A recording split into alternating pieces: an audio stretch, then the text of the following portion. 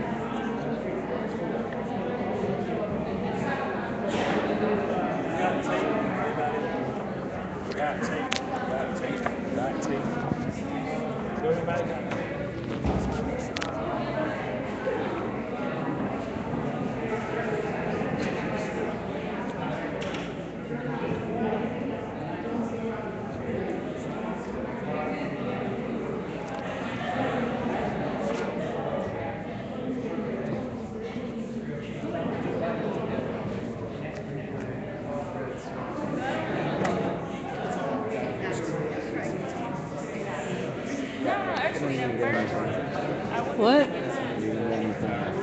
Yeah. Maria has his number. I can. Okay, look. You know what? Maria, could you just give him Leland's number, please? Could you give him Leland's new number, please?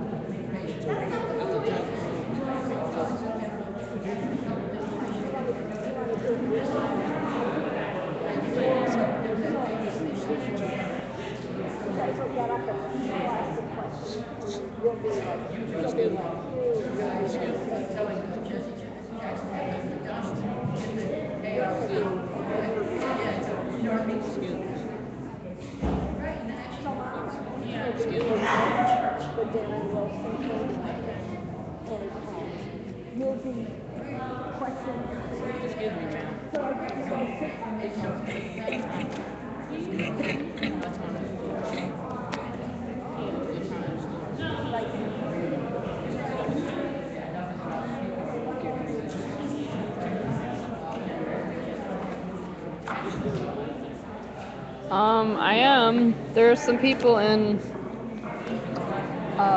California that are watching it together in a big room at the university. So I'm sure they're wondering when we're going to start. Okay, I think we're ready to start.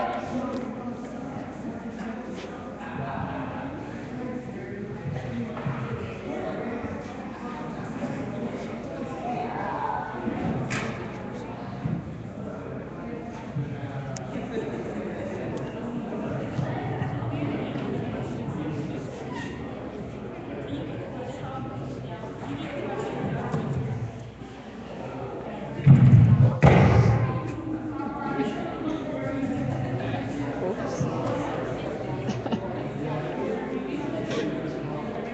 So we're gonna, first I want to welcome everyone to this event. It is the first of what we hope will be many tribunals on the death that was suffered here of Michael Brown when he was shot down in cold-blooded murder by Darren Wilson.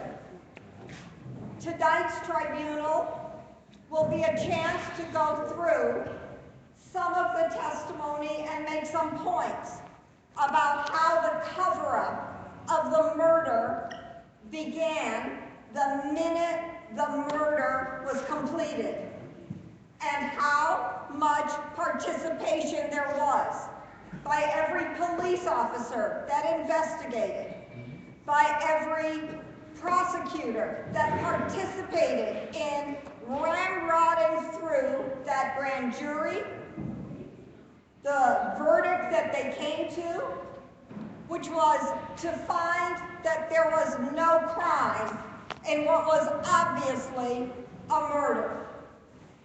We'll talk about some about that grand jury also, because it's clear that there were some people on the grand jury who were racist and who were very active in the questioning, and they were dominant at times. People who opposed them and wanted to question the witnesses themselves when the witnesses were saying things that were absolutely unbelievable or incredible. Those people who were on the grand jury, they were shut down and shut up by the prosecutors. So by the end, the right wing, the racists, were strengthened, and those that might have stood for justice, we'll never know how many voted for indictment and how many against. But those who were there to seek justice were silenced, their rights trampled, they were marginalized, as the transcripts will show. So having said a longer introduction than I was planning, let me say a little bit about who I am and what the agenda for tonight will be. My name is Shanta Driver, and I am the National Chair of the Coalition to Defend Affirmative Action, Integration, Immigrant Rights, and Fight for Equality by any means necessary. BAMN.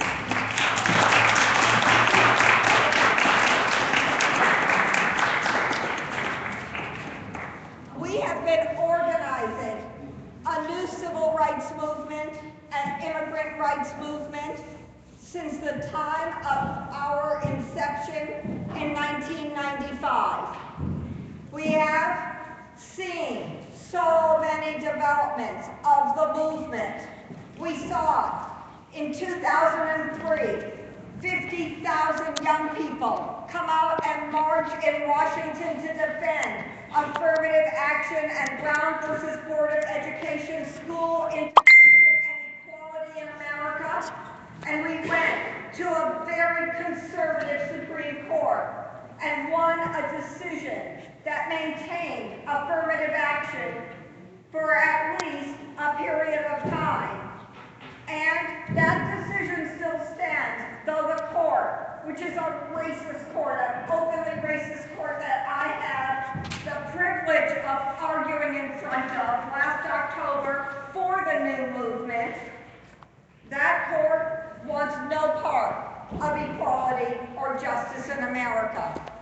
And in 2006, we saw the birth of a mass militant immigrant rights movement that swept across America and that brought hundreds of thousands, indeed in some cities, millions of people out in the street.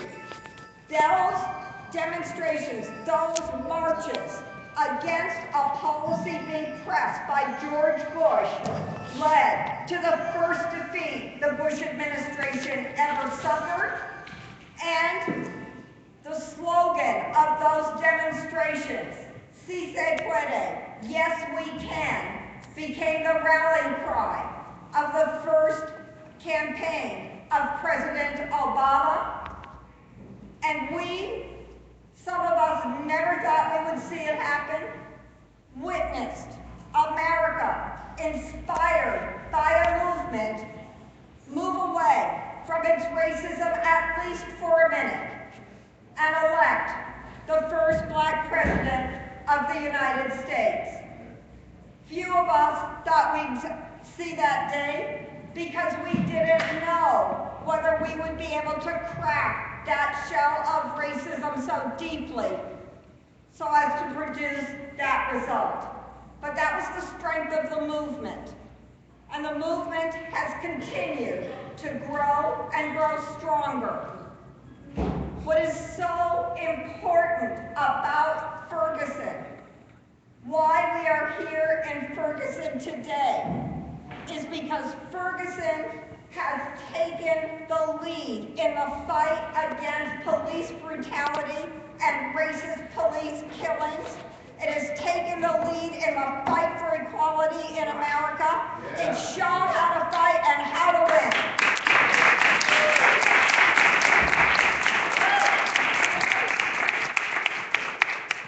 And so we are honored to be here today. I think if you had asked people on August 1st, a week before Darren Wilson murdered Michael Brown, where is Ferguson, Missouri, and what is it known for? Most people would have had few words to answer that question. But a month later, not just America, but people all over the world knew Ferguson.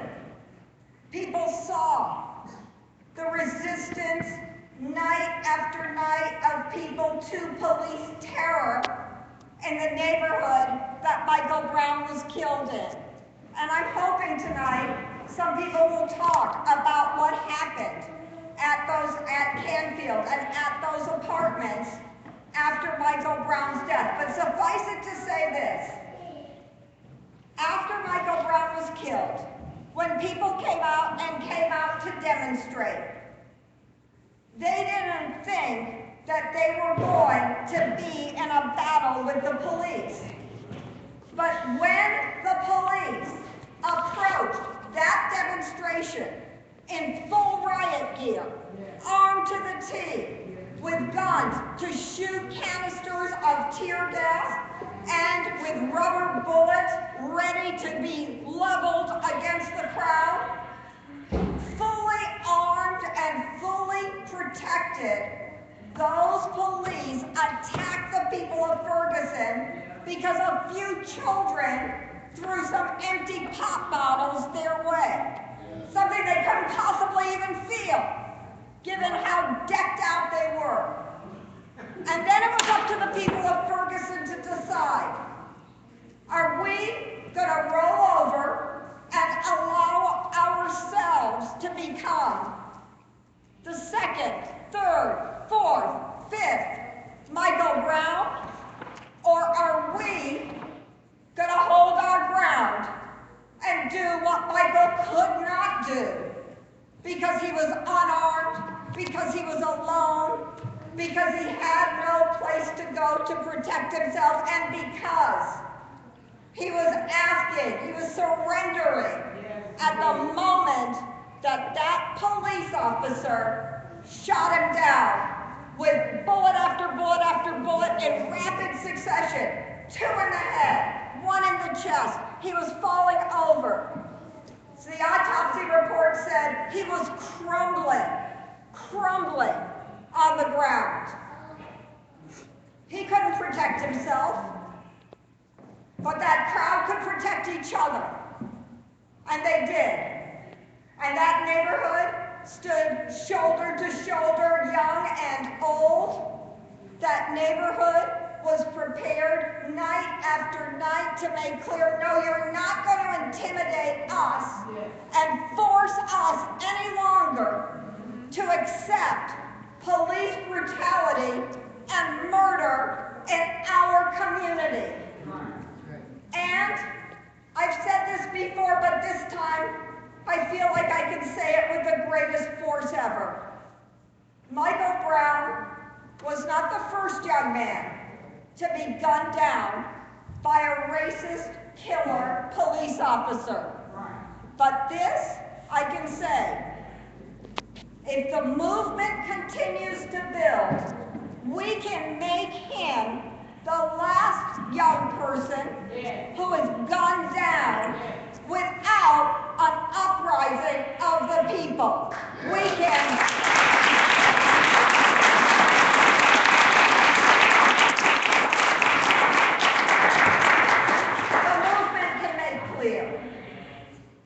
That we won't accept this anymore. And it has. What started in Ferguson for 7 nights.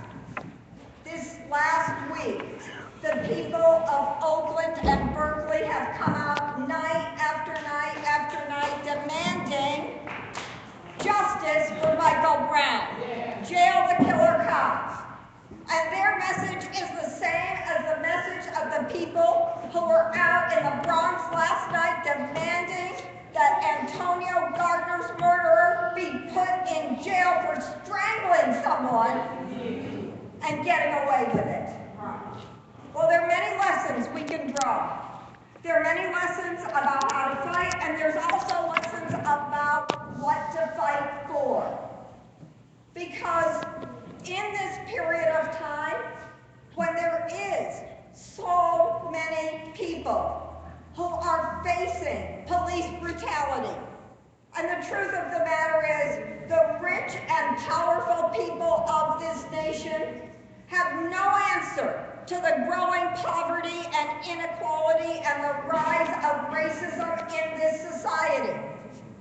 And so, instead of creating jobs, making it possible for people to get a good education, giving people hope. The only thing right now that the government of this nation and both of the 2 political parties have to offer the Black and Latino and poor white and Asian and Native American communities is repression, being beaten down. Take a beat down. And the new movement has to fight, not only to stop the beatdown, but to fight for the positive programs and conclusions that we have drawn about what needs to happen. In this area, in Ferguson, I'll say just a few more things and then turn to talking about Michael himself. In this area, there was at one time a school desegregation plan. And it was a county plan. There was a county plan that was developed in the 1970s that said, you know what?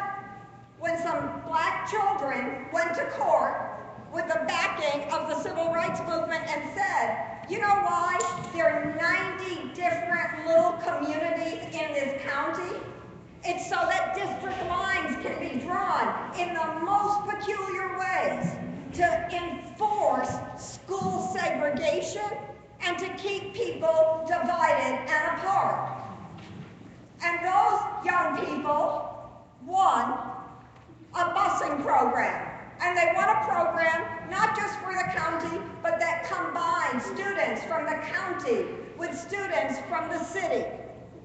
And that busing plan was dismantled, not because there was white opposition to it, but because a political decision was made in 2008, 2009, and 2010 to end that program. And once that program was ended, all of the inequality, all of the problems of police brutality grew worse. All the segregation became more intense. And I have been trying to figure out since I got here how anyone is assigned to which school. But to be in Canfield and to be told that the students there don't get to go to McClure North or McClure South, which is in Ferguson, in their own district, but are shipped out to schools all over the place, that they have to be out at 6:30 in the morning to catch a bus, to go to a less good school that is in some other district and completely segregated. No, that is an outrage. And we know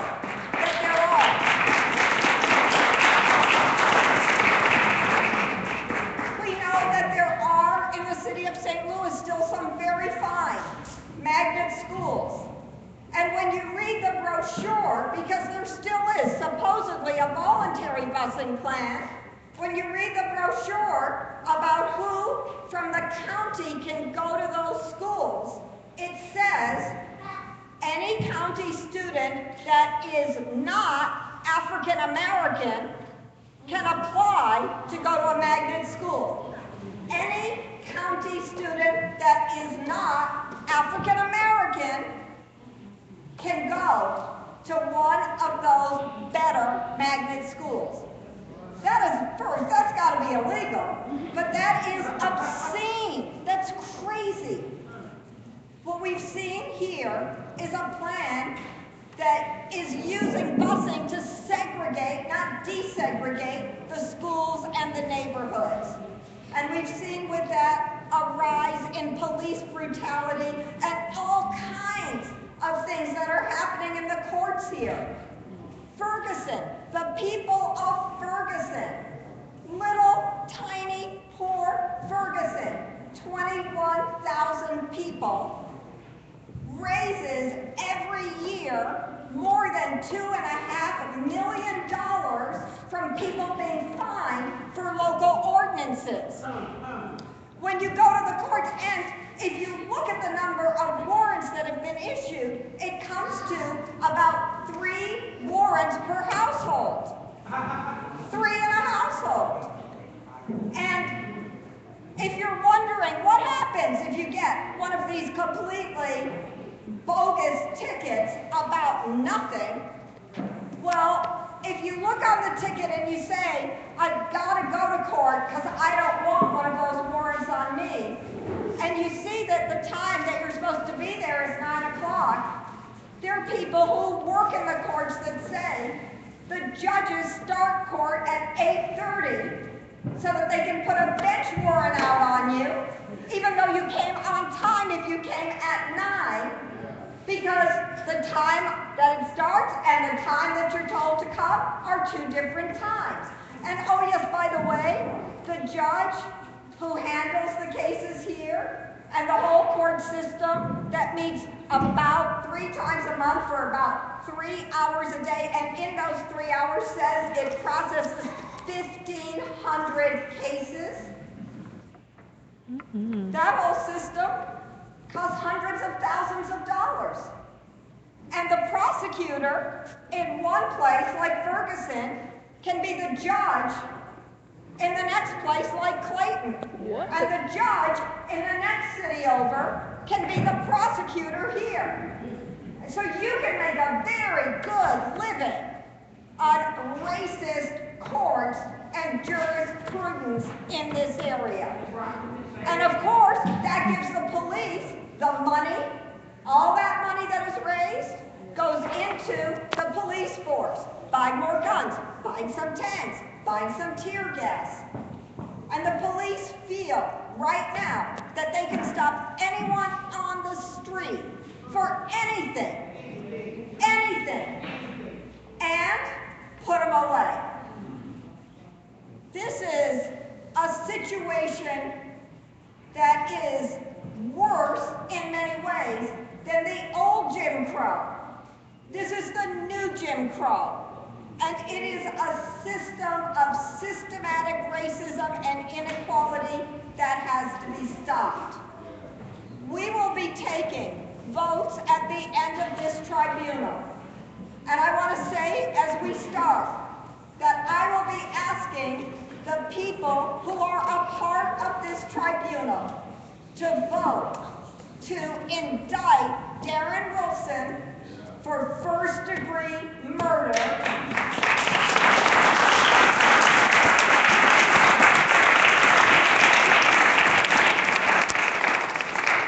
And I will be asking the people here to vote to reject the grand jury findings and to reject and condemn the whole sham process that resulted in that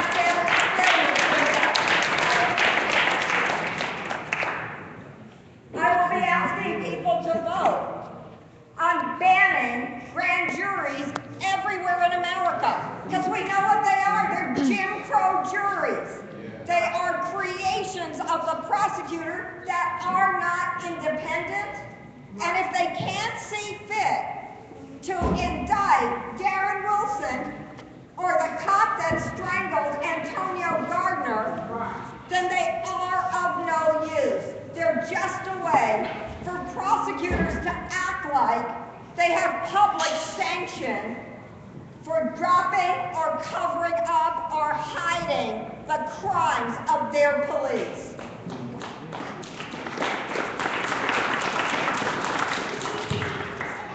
And finally, we'll be asking for a series of things, for jobs, for creating a new, fully integrated, combined school system that makes it possible for every child here to get a good education, to turn the courts into something that serves the people of Ferguson instead of condemning them to a second and third tax, jail time, loss of property, and continuous and awful racist harassment all the time.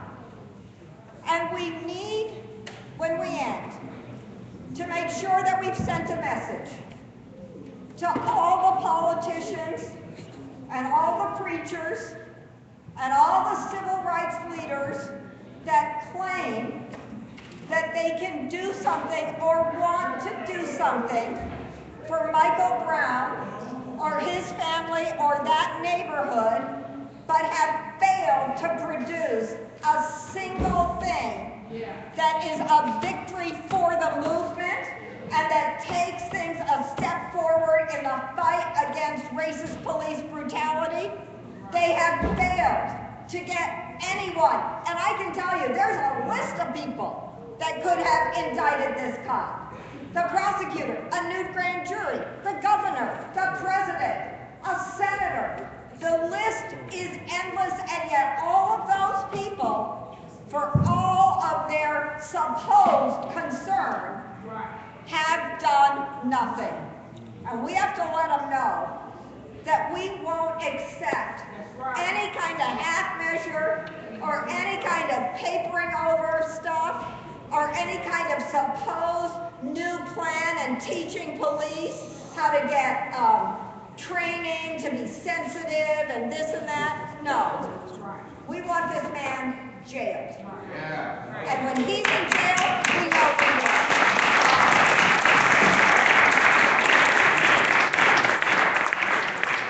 So I want to start by saying that tonight I hope we can do two things. And the first one is very important. It's to talk about who the real Michael Brown was. Because Michael Brown has been slandered. Michael Brown has been demonized.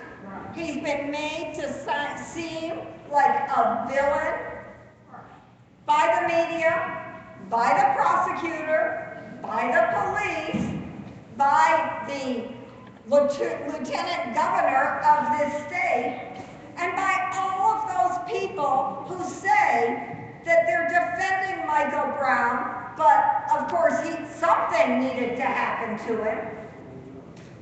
There's so many people who say Michael Brown did something, but he didn't deserve to die.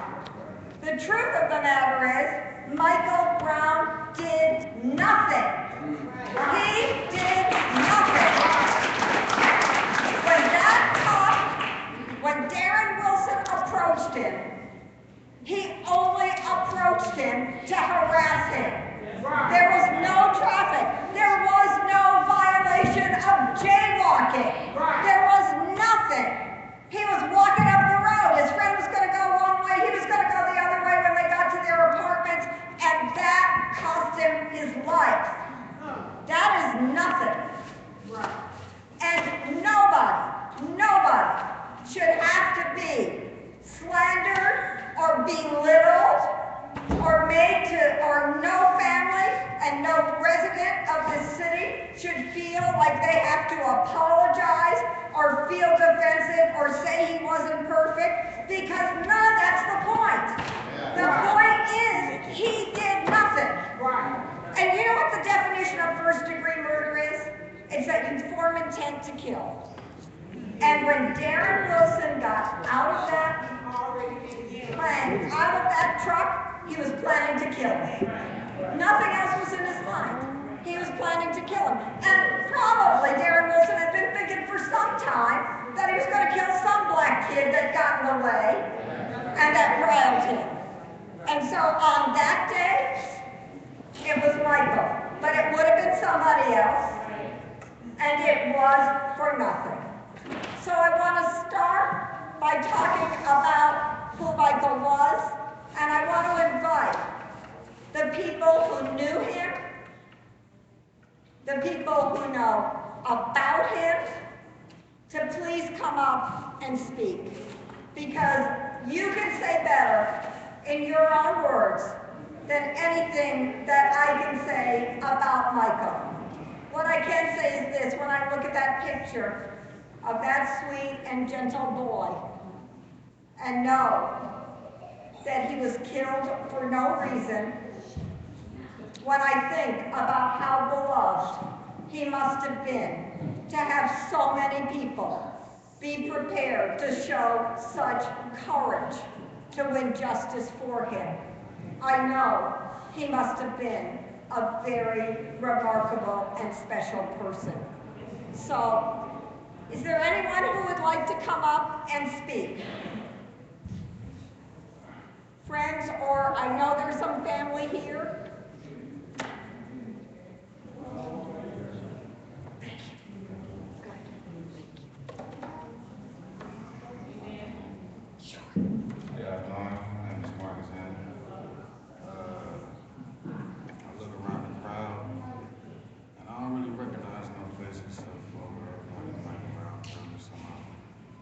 I look through the mirror, I don't really recognize none of y'all faces. 20 years I've been living in Ferguson. Can you speak to the microphone? 20 years I've been living in Ferguson. Dealwood to be exact, 9600 block on which I was protesting at the street. And I can't say that I knew Michael Brown, but we walked the same streets. Canfield, West Florissant, Chambers. Like the lady was saying, could have been anybody that they had.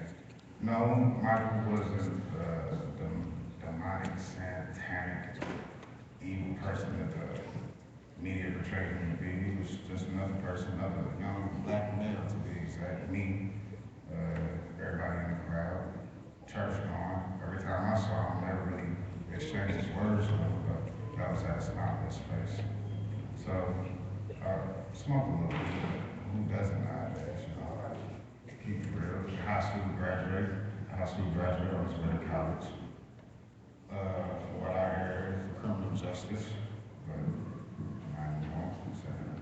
And I just want to say, on behalf of Michael Brown, that he didn't deserve it, just on his way home. I also like to say that for the families, if by any means necessary, I think this is my first time seeing y'all. Take it, y'all are from out of state. Am I correct? Detroit. But join and make us in-state. Oh yeah, always, always. But I just also want to say that if this is only going to be a one-day thing, sorry, don't come back. That's right. If it's only a one-day thing, don't come back. My mother always told me, if you're not willing to die for it, don't stand. You know, I was frontline many weeks. I got hit by tear gas, missed a couple of rubber bullets, breathed tear gas, smoke, seeing babies get hit. I'm like, there were some people that really were ready to die for it, so they stood for it. I also like to say that we need more of our young kids in the justice system. Because really, I don't believe in justice, I believe in judgment. You know, a court can't really, one man going to jail, it doesn't compare to the 400 to 500 years of captivity. It just doesn't. You can go back to Eric Garner, the Genesis, Oscar Grant, Trayvon Martin, and the Till. It still doesn't compare to 600 years of captivity. So with that being said, I would like for y'all to be safe while y'all here. You see anybody with like a brown shirt, we all family now. Black, white, whatever, Asian, Italian, Puerto Rican, we all family now. I just would like to welcome y'all to St. Louis. Also, I've seen a lot of I've seen a whole lot of organizations come up. I don't know if y'all here for a profit or exposure or ratings, but if you're not here for the cause, I'm it's dangerous, it really is. And we are here to help the family, so if we just see guys as another publicity stunt, we're gonna walk over you. Really. I mean, we will welcome you with open arms, but be here for the cause. Please be here for the cause. My name is Mark Sanders. Thank you.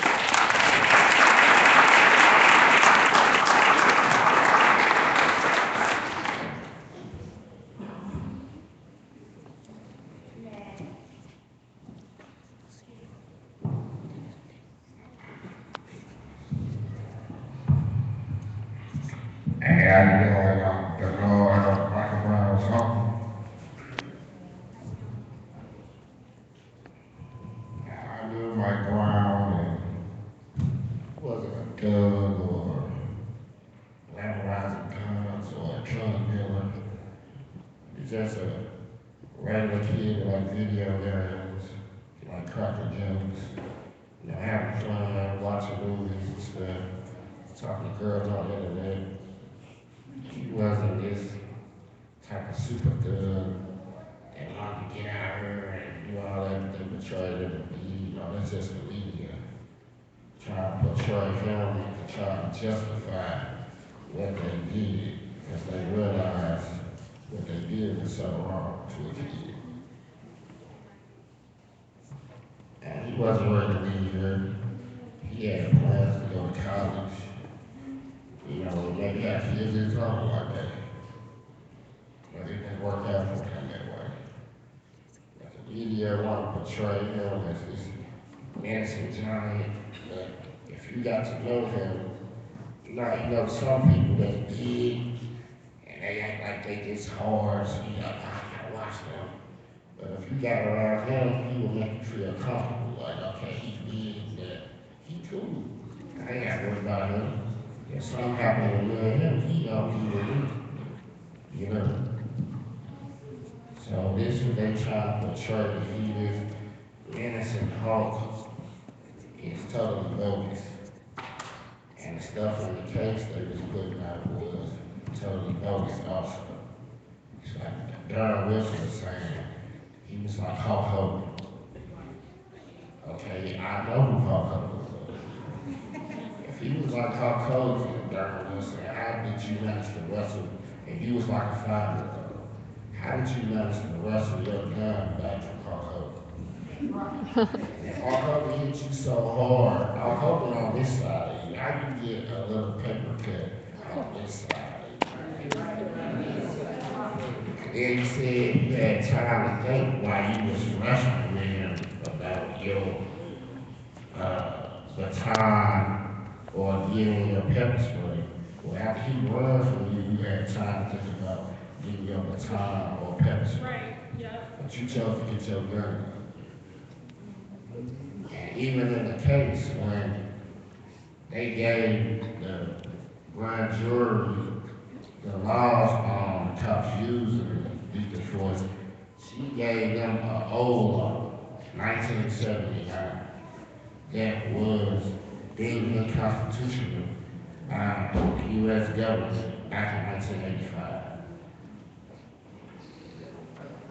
And when she gave them the updated law, which say that they could use lethal force, but it gotta be reasonable and within a certain distance. See, that's why they kept hollering 25, 30 feet, which was the total line when he was over 100 feet away. She gave them the new paper, which was the basis of the whole case. She told them, oh, it's really nothing, don't even worry about it, just blew it up. And then Darren Wilson claimed that my nephew charged at him after he shot him. I was one of the first people on the scene. It was one cop there when I got there, and I seen my nephew laying there. There was no blood behind him. So if he got shot, and he rushed Darren Wilson, it would have been blood behind him, which it was not. And the chief of police lied. First he said Darren Wilson knew nothing of something that happened at the liquor store, but now that's the whole basis he got caught. And he clearly on TV said he knew nothing of the call. And when he approached Darren Wilson was not on the scene, but he lied and said he was.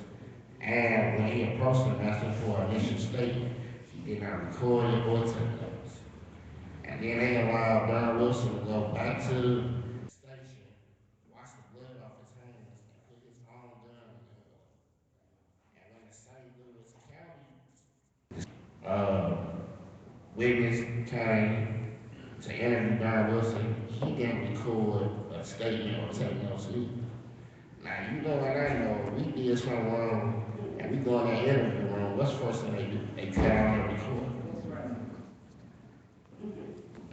Now, the chief said, Darren Wilson said, my nephew struck him multiple times, in the neck, head, and chest. Now, Darren Wilson said he struck him 2 times, and if he hit him again, he would have knocked him out cold. Well, why you just got this little bitty paper cut on the side? Park over hit you now. I just think this just is a blatant cover up. I mean, the whole world can see this, you know. But it's just black, you know. Black lives don't matter to a certain extent, I see. And we marching, but we marched all the way back in what, the 60s, 50s. And y'all thought we came a long way to show y'all. We didn't come nowhere. You know, we can talk all day, but Mike Brown ain't coming back. So we talk about it and mourn about it, but what are we going to do about it? You know, but the people in this church ain't the problem. It's the other people out there. First, we got to stop this senseless black on black crime, first and foremost.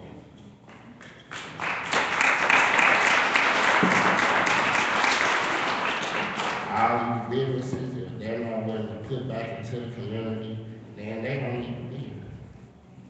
They ain't doing them taking y'all dollars and going elsewhere. So, if this can get out to the news or somebody on black crime, the OGs or the gang leaders or whoever out there, y'all need to design some type of code of ethics out there on the streets, man. Try to curb this violence. And black people, you know, you see how they do you, they really don't care about you. You gotta start spending your dollars with black people businesses. Y'all gotta start treating black people nice so they wanna come to your business. And young black men, y'all gotta change, you know. Y'all wanna make a change with this, but you can't change the world till you change yourself. That's all I say.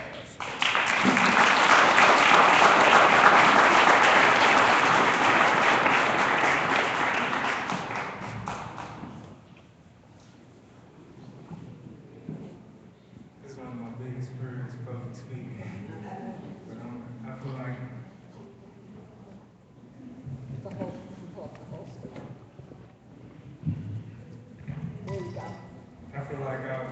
yesterday for a reason, you know.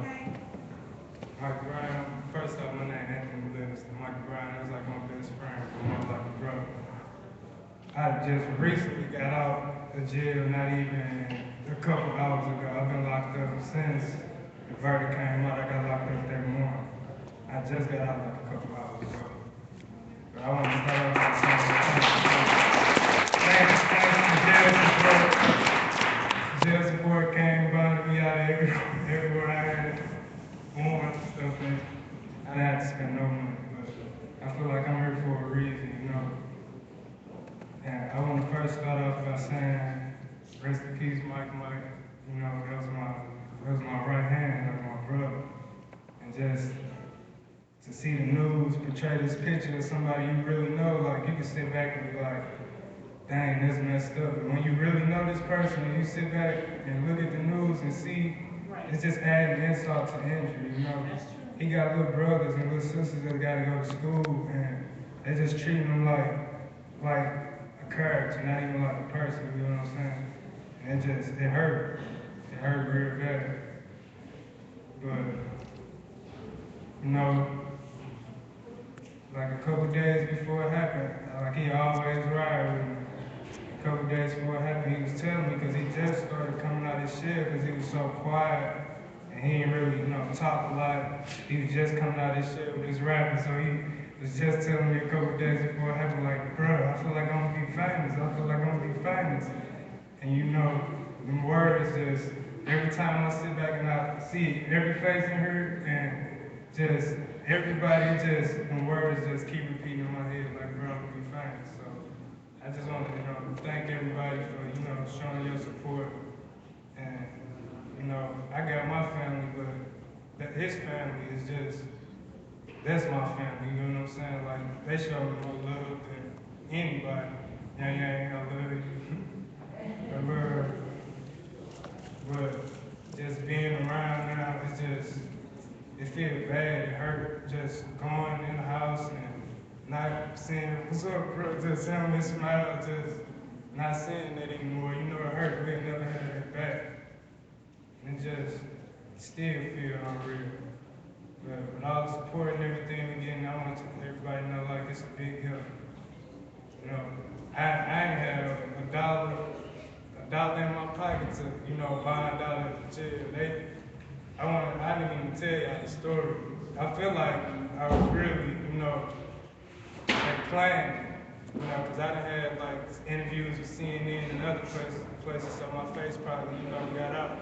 But the morning of the verdict, I just fed my daughter, went to the store to get something, and I got back in my car. The same police officer was sitting, so they basically watched me go in the store and come out. When I came out the store, I left out the parking lot. They got behind me, threw that lights on. I'm not gonna fabricate anything. I ran as soon as they threw that lights on. Just off endings. You know, I just been hurt, so I'm like, I don't know what they finna do. So yeah, I ran. When they called me, they beat me up. Like, I look cool now, but I had a black eye, my lips was busted. I had my Mike Brown shirt on with me and him on the front of it. They ripped my shirt off, tell me they ain't give a F about him. And it was just crazy. Like, I couldn't believe it, but I could, you know. It was predictable. But, you know, I went through all that, and I'm out today. It was just in my cell this morning and praying to get out, and I'm out talking to y'all right now. I've been locked up since the day of the verdict. I had to listen to the verdict outside my cell, you know. And I just want to, you know, thank everybody for coming and thank everybody for y'all support, because it's really been helping everybody, you know. Just thank you.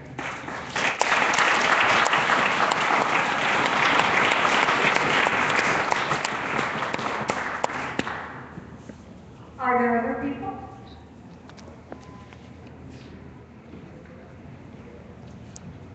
I don't get up and talk too much.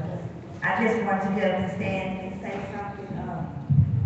Well, I'm in the church and giving out to God who's indeed the head of my life. And I just want to say that I'm a mother who lost a child also. I know how it is to go through the process of losing a child. It is a hard thing when you lose a child. And people will come to you and they will say, I know how you feel But you'll never know how it feels until you lose a child. No one knows how it feels until you lose a child. And I just want to stand and say something to the family and to the friends. It is a hard thing when you lose a child. My son was 17, and he had just got a 4-year scholarship at Iowa State. And he came to visit me one weekend, and that was the story.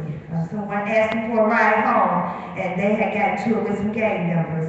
And they seen the gang members seen the guy get my son's car, and my son was the one who took the bullet. And I'm just saying, my prayers is out to y'all. But we are here and we're going to stand. I am Mass Mothers Against Senseless Killing. And we will be standing December the 18th between 5:30 and 6:30 at the Ferguson, Missouri Police Department. And we are going to stand an hour in the memory of Mike Brown and all the ones who have been killed, all the children and everyone that has been killed. We're going to stand for an hour, and we are going to give our respects to all the children and parents and ones that have been killed senselessly, because it has been so many children and so many mothers and uncles and grandmothers and cousins and brothers and all that have been killed. And I just want to say that my prayers are with you all.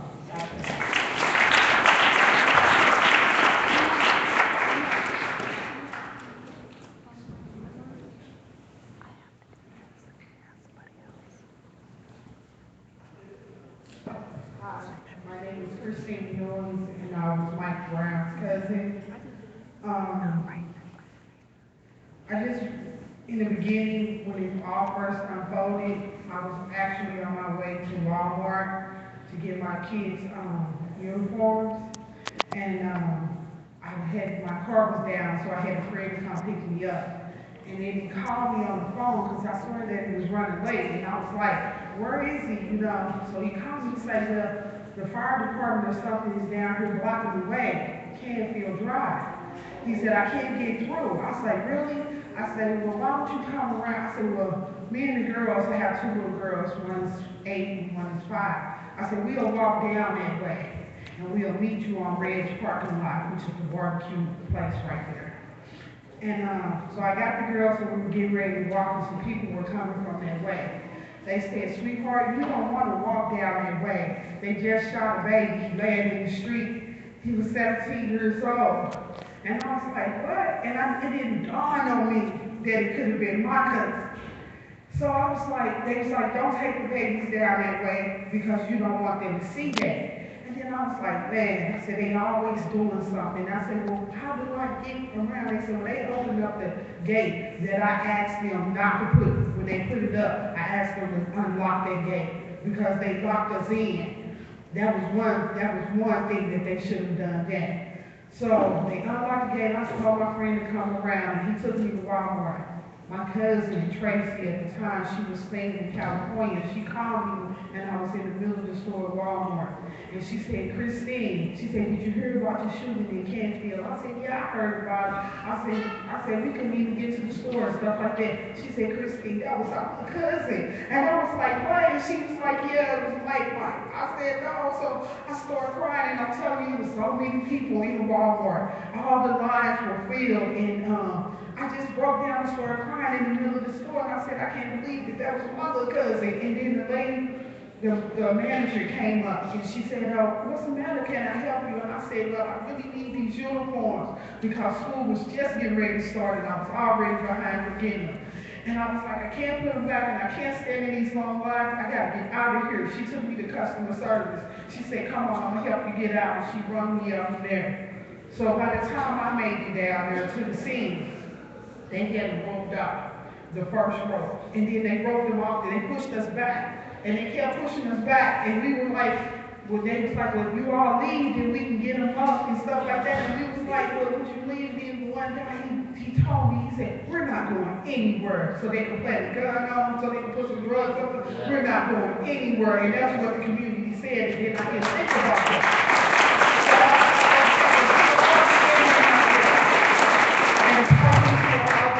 State troopers, they called involved in all cars. They were everywhere, every county, all the way down to Phoenix, all the way down to I think I seen anyway, it was all of them, right? So then, they broke them off the second time. They had been out there for so many hours that they brought water bottles out to the police officers that were standing out there. My little cousin, we call her Nanny Pooh, but Leslie was out there and she had cried until she couldn't cry no more, and she was just worried, looking at her baby on the ground. We gotta go get him up, we gotta go get him up. They never offered her a bottle of water or anything. They never offered her no condolence or anything.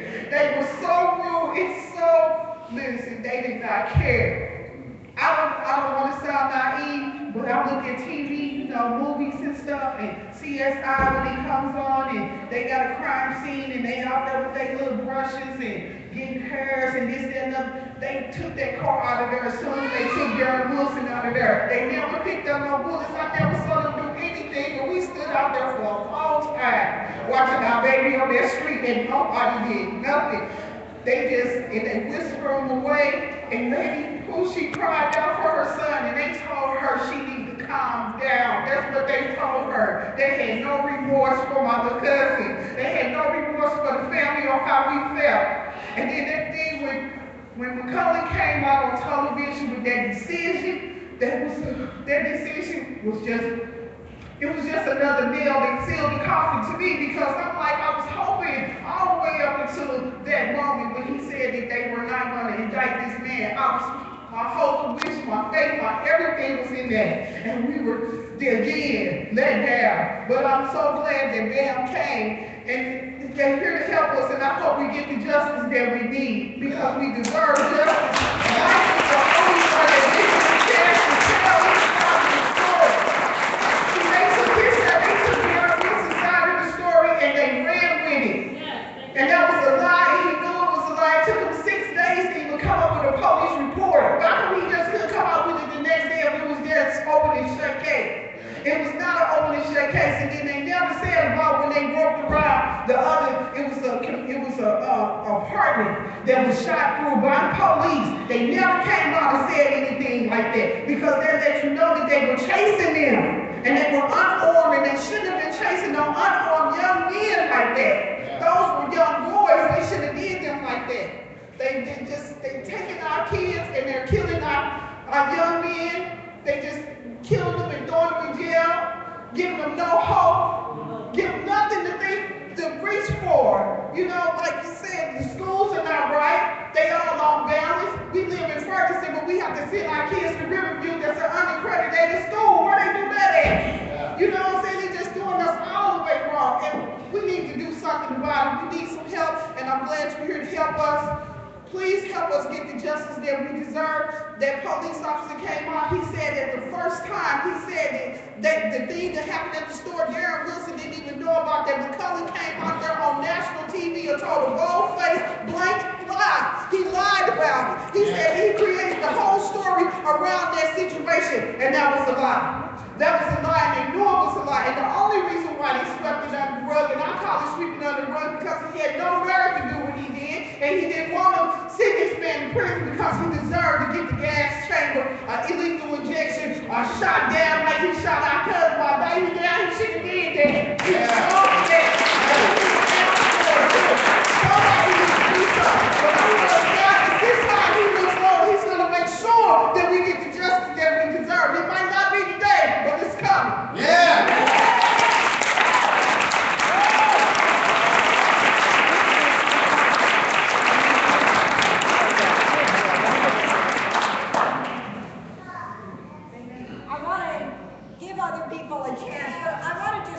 I'd like to use this as a moment, because of Christine's very great speech, to read a little bit about the testimony that was given, because I think when you hear it, you'll know what kind of cover-up there was.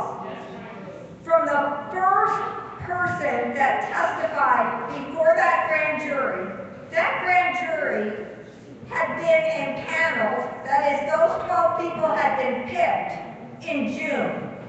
They already knew the prosecutor from hearing other other cases. They already knew some of the detectives from hearing other cases.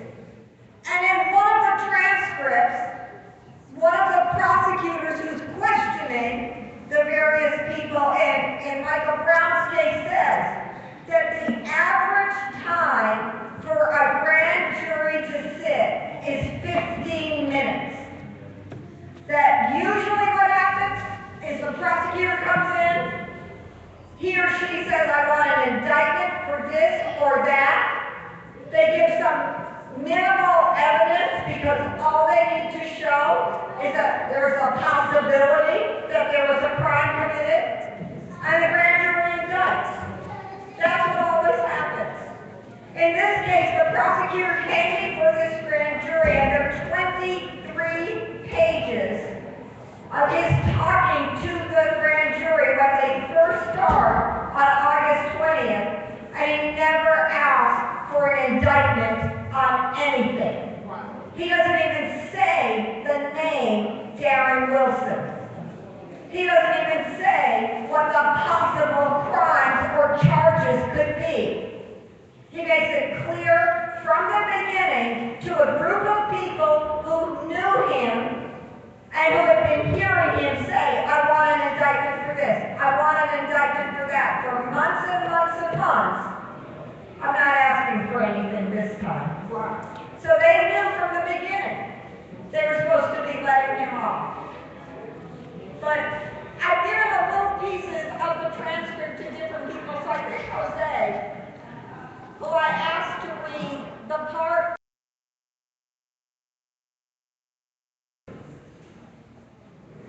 I hope I have the right. He's the first person on the scene. And it'll give you some sense of how concerted the cover-up is. Because all of these people who did different things, they're professionals.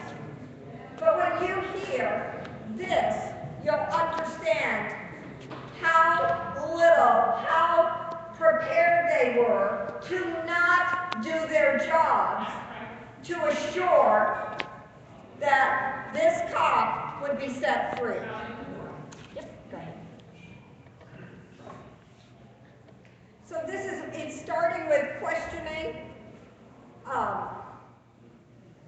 and we'll just start with this. The questions are from the prosecutor, and I'll come back to this in a minute. But go ahead. Okay, and I want to talk a little bit more about your background before we get into the crux of this. Yes, ma'am. What is the purpose of a medical investigator at a medical examiner's office? Why have you? We are the eyes and the ears of pathologists, the person who is conducting the autopsy. They don't go to the scenes, we go to the scenes for them, okay? And bring back information for them so they can properly do the autopsy. I see. When you go to the scene, do you have any special tools that you take with you? We have cameras and things to establish the time of death and other equipment that we collect evidence. Okay, so tell us what a medical examiner does once. Well, first of all, how do you get the call? Usually, a police officer or hospital or paramedic will call us and let us know there is a deceased person. Do you have a certain time frame that you must follow? I know the person is always deceased by the time you are called. Correct? Correct. Are there sometimes parameters when you need to arrive to the scene? No, ma'am. Okay, so you go by yourself? Yes, ma'am. Okay, do you call anyone to come? We do have a delivery system that we call. What is a delivery service? Delivery service is the person who picks up the body. Do you call the delivery service when you get the call? Correct. Once you get there? No, once I get the call, I call them to let them know what is going on, where it is at. They meet you there? Right. So at the scene, once you arrive, what do you do? Like, take us through an investigation.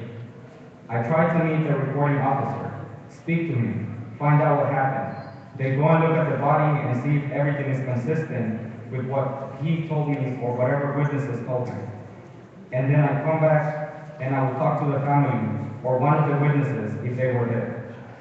So when you talk to people, it is not necessarily the people who directly saw the incident. Correct. You are getting kind of hearsay information. Yes, ma'am. And you don't necessarily see what is occurring yourself any of this time? Correct. By the time you get there, it has happened after the fact? Correct. Do you talk to the officers? Because the first responding officer makes contact with the person who called the police to find out what's going on. Why do you need to know what's going on? I mean, there is a deceased body. Why do you need to know more? To see if the story is consistent with his death, as opposed to suicide or homicide, just trying to establish a timeline. But you are not the one who makes the call as to what the cause of death is? Correct. Or the manner of the death? Correct. Or whether or not it is a homicide or suicide, you don't make that call? Correct. You just gather it for the pathologist? Yes, ma'am. All right. Do you write a report? Yes, ma'am. Okay, how long generally does your investigation take? It can take anywhere from several minutes to an hour to 2. Okay, what's included in your report? My initial contact with the reporting officer, the reporting person, the location, what I saw when I got there, the condition of the body, and a paragraph or 2 on witness statements. Who is your supervisor? Who do you report to? Chief investigator. Who would approve your report? Is that the same person? He would. All right, do you generally take photographs? Yes. Okay, and let's talk specifically about the case involving the shooting of Michael Brown. Did you take photographs? No, ma'am. Why not? My battery in my camera died. Were photographs being taken? Yes, ma'am. By whom? St. Louis County Police Department. Like their identification unit? Their identification unit, correct. You saw them taking photographs? Yes, ma'am. Do you have access to those photographs? If we need them, we can get them. Is that something you would want photographed? Sometimes the pathologist asks for them. Okay, do you know if they were asked for in this case? I don't know. Okay, I thought I heard you say, or if you didn't, let me ask the question. Did you take measurements of anything? Yes, we can if we need to, yes. Did you in this case? No, ma'am. Because you didn't need to? Correct. Why not? I got there, it was self-explanatory what happened. Somebody shot somebody. There was no question as to any distances or anything of that nature at the time I was there.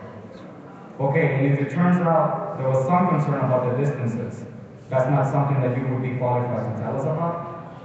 If I took the measurements, I could tell you about them. What kind of distances when you say distance? Like for the Brown case? Maybe like if he was close enough to leave stifling on his clothing, things of that nature. So you didn't take any measurement though? Correct. I didn't see no stifling, no indication how close he actually was going to be. Did you look for stifling? Yes, ma'am. Where did you look for it at? Around the wounds. Wounds? Yes. When you say stifling, what is stifling? It is gunpowder, burning of the gunpowder. You say you looked for it around his wounds? Correct. And what did you see? I didn't see anything.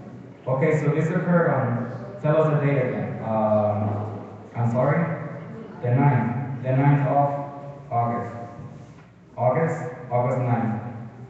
What time were you told this occurred? Our officer got the initial call at 1:30. Did you get the information that it occurred earlier at 1:30? Yes, ma'am.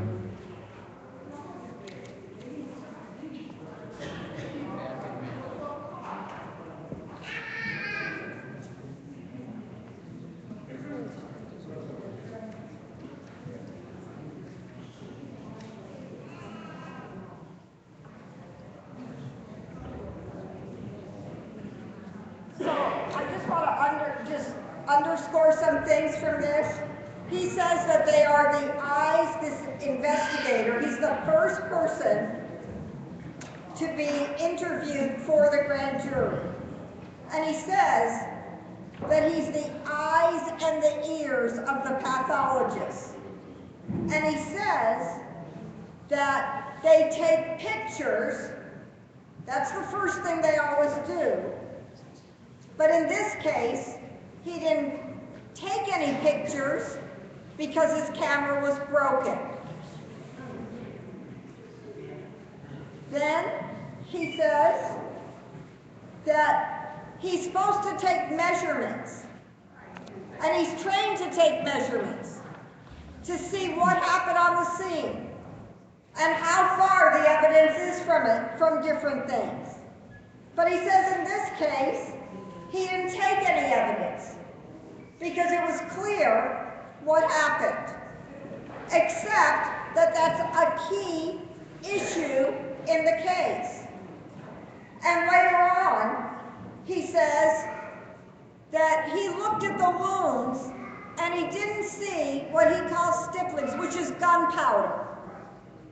Except that when the autopsy was done, there was gunpowder on the wound of Michael Brown on his hand that was shot through the car door. And the reason that you look for gunpowder is because you know that that had to be a close-range shot. And the man who did the autopsy for the family, the private doctor that they hired, he said that not only did he see that, but on the outside of the car, not the inside of the car, there was tissue from Michael's hand. So it had to be up against there.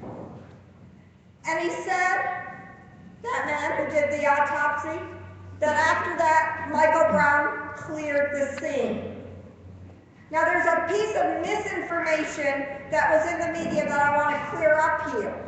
Because the man who did that autopsy said that Michael Brown was hit in the back of the arm. And the way the media reported it was that this man said that all the bullets were from the front, but he does not say that. He says that Michael Brown must have been fleeing, that Darrell Wilson got out, and he shot him again. He says that he knows he was fleeing because you bleed a lot from your hand, and there was blood on his socks and on his shoes and on his pants and everywhere, which you would get if you were running, having already been shot. And he says, if it had ended then, after the second shot, Michael Brown would be here today. But it doesn't end then. It doesn't end then. Because after Michael gets hit again, he just wants peace. He wants to stop what's going on. He wants to make clear to the police officer that he's trying to surrender, to give up. He's not even going to run anymore.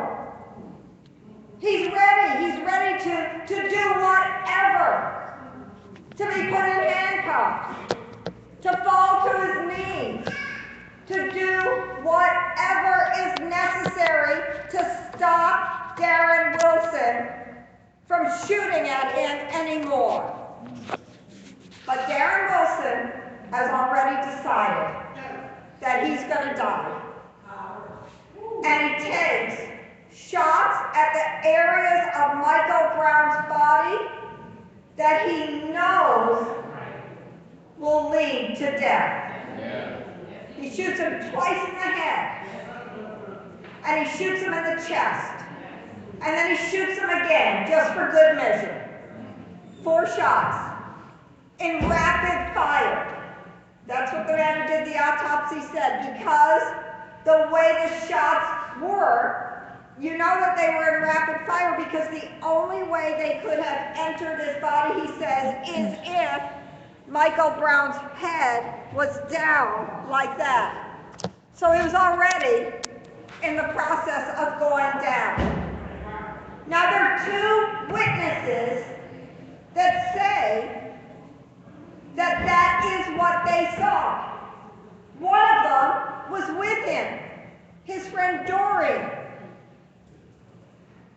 But Dorian, during the time that he is testifying before that grand jury, is being put on trial.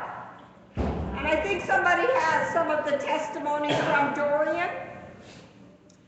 So I'll say a little about it, but you'll see that he's being questioned and interrupted and questioned by the grand grand jurors themselves.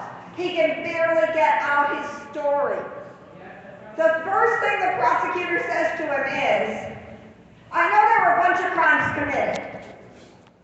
You know, like I know you were smoking some weed, and I know there was some stealing, and I know this and that, but we're not here to discuss that.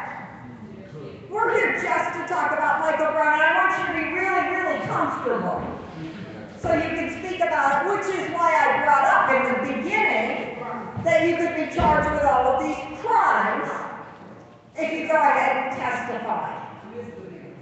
And Dorian is just badgered. At least a third of the interrogation has nothing to do with the shooting. He's just being badgered by them. I think Neil, that you might have it? You have the other one? Might be me. Okay. Come on. I just want you to compare these two excerpts. This is just a little bit we're going to read from Michael, and it's from one of the grand jurors talking to him. You say you were almost home? No, he definitely heard me say that. Again, I was looking at his face while I was talking and telling him. Again, I'm not judging you, but somebody just stole something? Right. On the video that we watched, he grabbed a hold of the man? Right. He said something to him and he lunged at him. Okay, you were walking down the street? Yes, ma'am. The police tell you to get the fuck on the sidewalk? Correct. And you say, I'm almost home? You are thinking to yourself, we are not doing anything wrong, didn't you? Somebody did just do something wrong, so that still begs the question why you did not listen to the police. Yeah, like I said before, at the time we was walking from the store, I saw with my 2 eyes police squad cars pass us by, and neither one of those cars stopped by us or said, hey, did you just come out of that store or anything like that. So in my mind at the time, they were unaware of the store clerk, never mind the call, because before we saw Darren Wilson, we saw 2 more police cars. He was the 3rd police car we saw, and he was the first one that stopped us. Miss Elizabeth, who's the prosecutor? So you guys thought, or at least you thought, you were in the clear that this officer wasn't talking to you about the cigarillos. No, not so much me in the clear, because I know I didn't commit a crime. I was so much thinking maybe he didn't call the police. That's all I was thinking. Miss Elizabeth, you weren't worried. You already said. I was worried because I know that, he's not a person like that, and I'm worried because I don't know what is in his mind. I don't think what he's thinking at the time, but I know, I've been locked up before, not for anything like that. Jail is not for nobody. Nobody should ever want to go to jail. So I knew that's where he was headed, so that is where my worry and fear is coming from. Miss Elizabeth, okay. Miss Worley, you say when he came back, he never mentioned anything about the cigarillos or the store?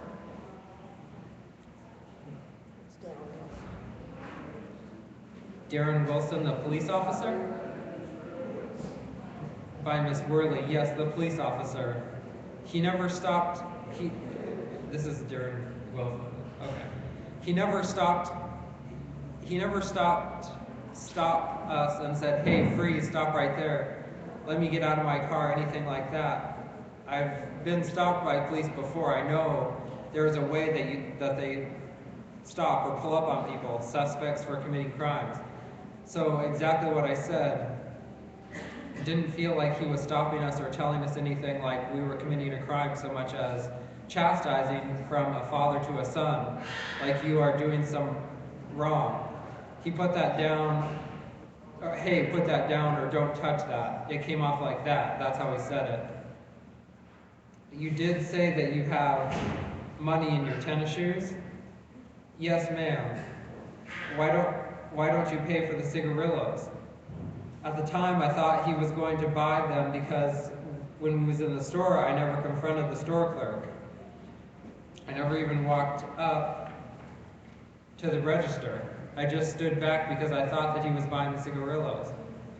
When I saw that he wasn't, I didn't need that many cigarillos. That's why I just, set it back. And because of what was going on at the time, I don't even want to be, I'm really trying to get out of the store now. I don't like what is going on, so I'm leaving so much as, hey, I'll pay for them, it is all right. I'm just trying to leave now. When you saw your friend do something that is wrong and you have the money, why don't you pay? Oh, no. Or at least offer to pay. I'm sorry, I didn't have enough money to purchase all of them. At least some of them, what have you. I didn't have enough to purchase all of the cigarillos that he was grabbing. And at the time, like I said, we never had a conversation about what he was going to do in the store or anything like that. We was just going to get some cigarillos.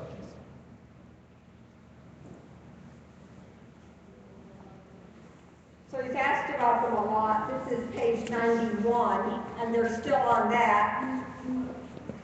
And what Dorian had said early on was, when he and Michael were in the store, he assumed Michael had a relationship with the store clerk because there was an exchange and the store clerk said nothing.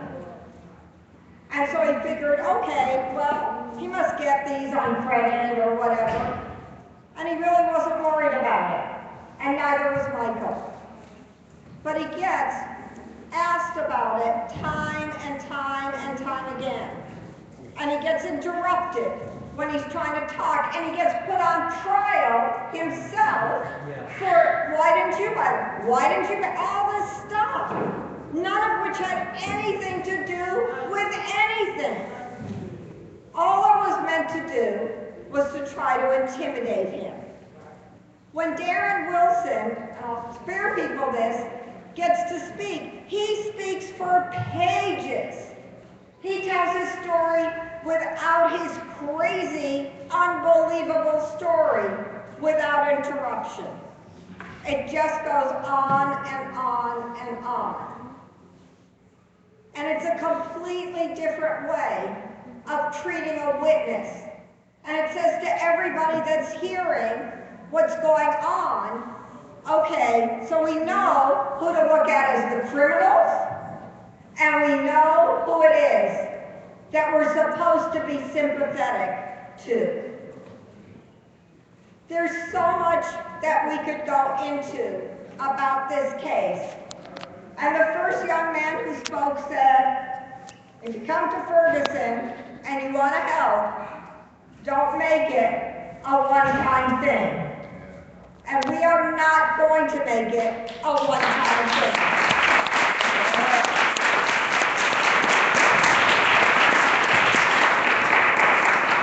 There's so much testimony, there's so much evidence, but I can say this, anyone with an open mind would have had to indict Darren Wilson.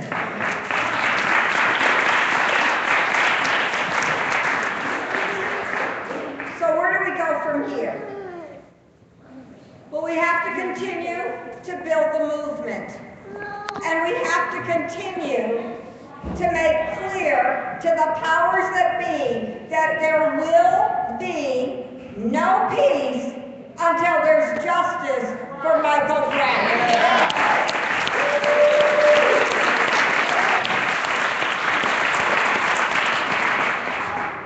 In any civil rights struggle, you win some and you lose some. And it's a little bit like being on a roller coaster. Because as Christine said, you think, haven't we done enough just to even get an indictment? How hard is that? And so when it doesn't happen, It can make your spirits fall. It can make you feel like maybe it is impossible to win. But that day that indictment didn't come down, that grand jury failed to do its duty and accepted the cover-up, that day sparked protests all over this country.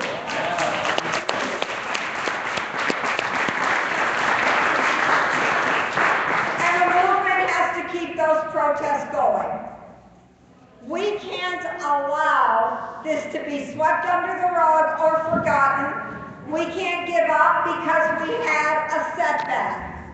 Setbacks happen. You ever are in a boxing match, you know, sometimes you get hit and you land right on your behind on that canvas. But then you just have to get up and keep fighting. Because if you stay down, you've lost. So that's what we intend to do. Before we go on and take some votes, I want to ask other people if they want to speak. Speak about Michael, speak about the movement, speak about this fight. I know there's a young man that came with us from Michigan, whose cousin, 15 years old, was tasered to death by the police. I don't know if he would like to say something. But I want to open things up to let others speak. And once that's over, I think we should take some votes. And I understand from some people in Ferguson that they are gathering up tonight to march again. And we want to be a part of that. Woo!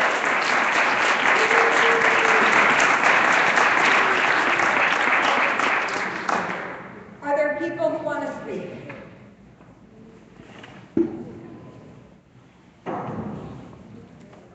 Debbie?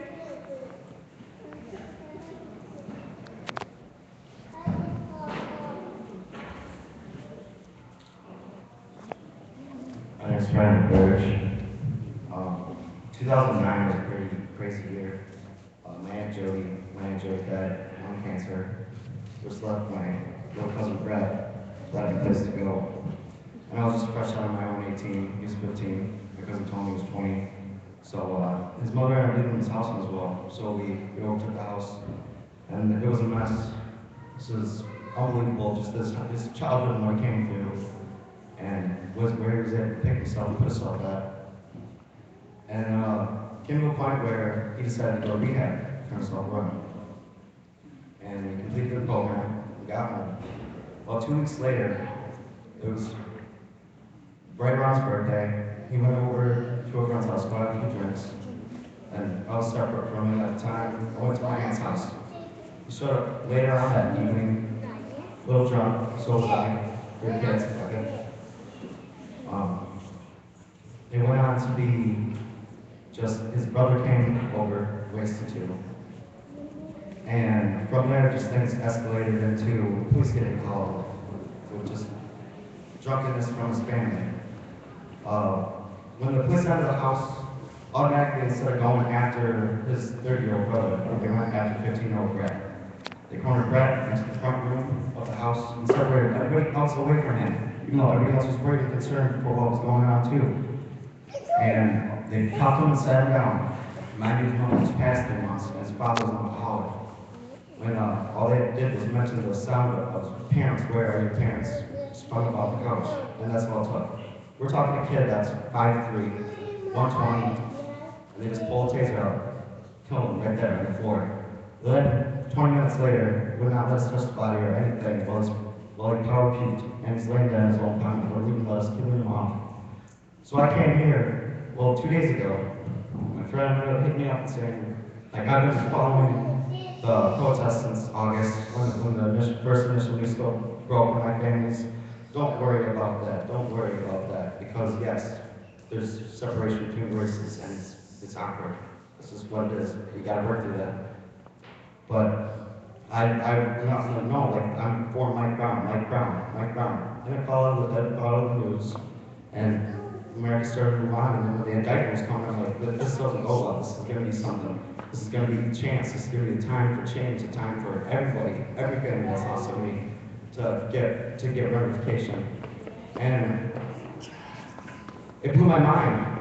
It did. It really blew my mind when there wasn't no indictment, because I felt from the get, from the initial community's outbursts, I felt that that alone should be enough to motivate them to at least try him.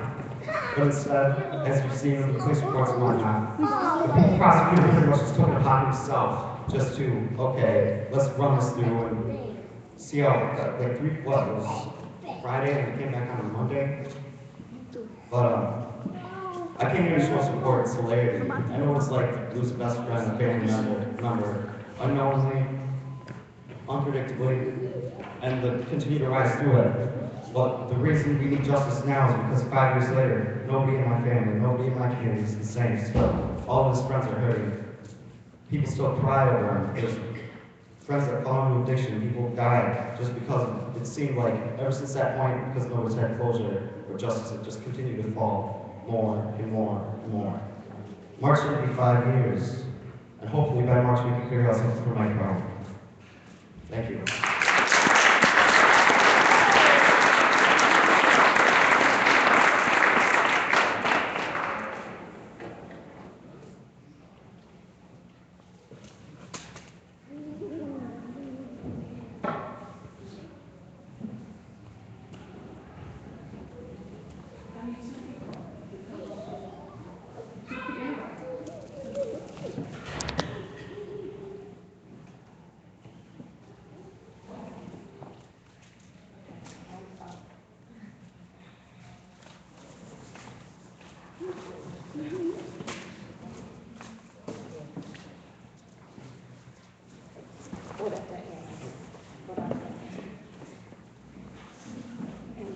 I want you to look at this on this side for a second, right here on this side. Look at this.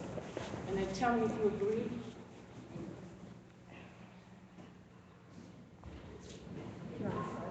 Okay, that's all. All right. You go down and show, then I'm going to speak.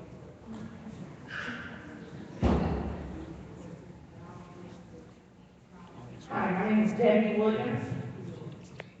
I live in Detroit, Michigan. I'm a grandmother, a mother, and I just wanted to let you guys know before I start talking, BAMN is one hard-working group of people who stick by you. If they choose to stick by you, you got a friend in BAMN. Believe me, I remember them. I remember BAMN and all of them when I was going to Eastern Michigan University, what you call, when you old up in age and stuff, and you're going to school, you're not a traditional student, you are non-traditional student. And so, believe me, when they say, they're not like all these other organizations out here. And when they say they're going to stick by you, they're going to do everything in their power to stick by you. And I just want you to know that. And I came here because I was here August, the second week, and I stayed for 7 days. I came down here by myself, didn't know what was going to happen. I just thought, I said, well, it's not fair. People have a constitutional right to protest. I got to come down here. And my family's like, Mom, be careful. You don't want to be arrested. I said, I got to get down here. I got to march with them. And I got a little hotel over here. And the area, I don't know, some area where it's a White Castle or something over.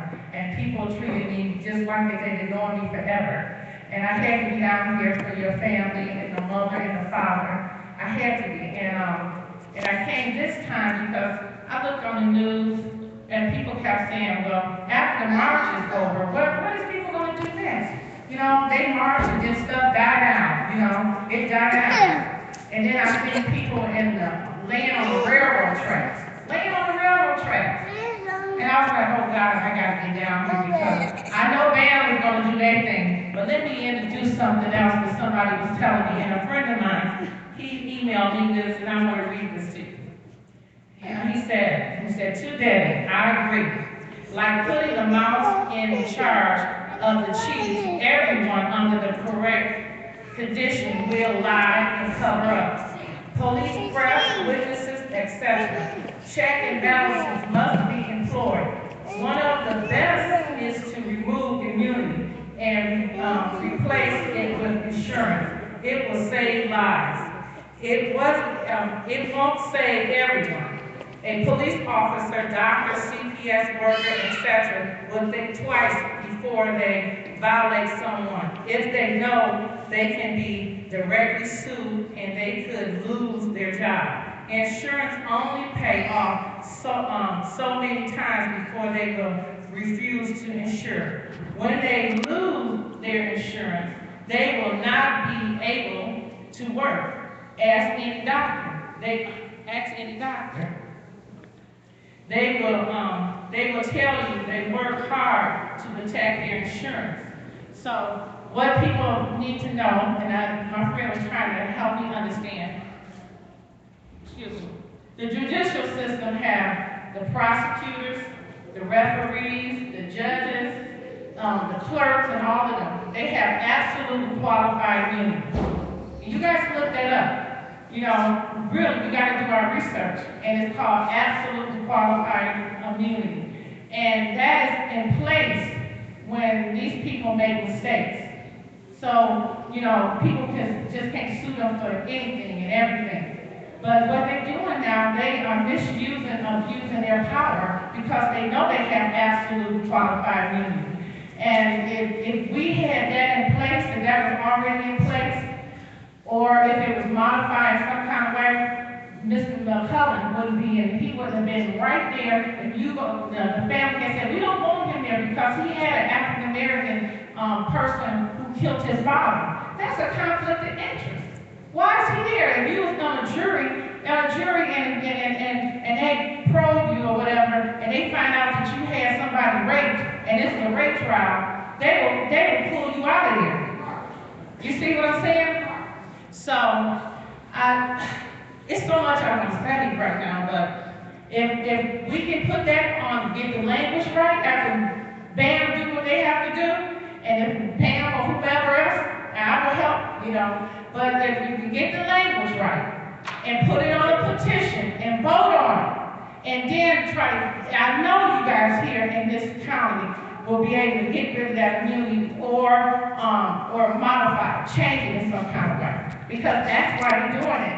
That's to me, that's the answer. I had to come down here. I had to come down here and let you guys know that. I was marching down here with you all. It was awful. It was awful the way they treated us. We would sit down in the back. They come up with guns on us, with uniforms. Sit down in the back. Right up there on Ferguson where the business is at. You know, that was the week that that Jewish lady, the police had threw her down and everything. And that was the same week that somebody threw a bottle at the police. But I heard it was one of the media. That's what I heard that. But I was here, and I went to the funeral and everything.